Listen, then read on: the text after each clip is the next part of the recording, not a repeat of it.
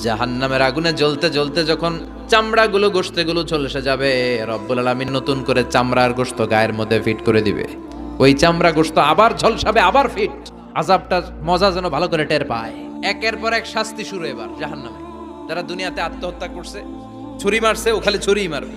বিষ খাইছে, খালি বিষ খাবে। যে মেয়েগুলো ওড়নায় গলা পেঁচিয়ে এই আত্মহত্যা, তারা জাহান্নামের রশিতে আর ওড়নায় খালি আত্মহত্যা করতেই থাকবে।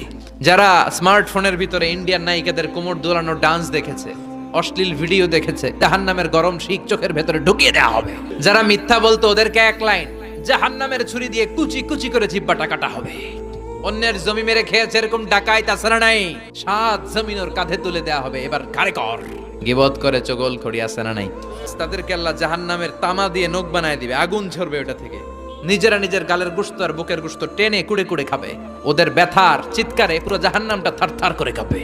যারা যাকাত দেয় নাই,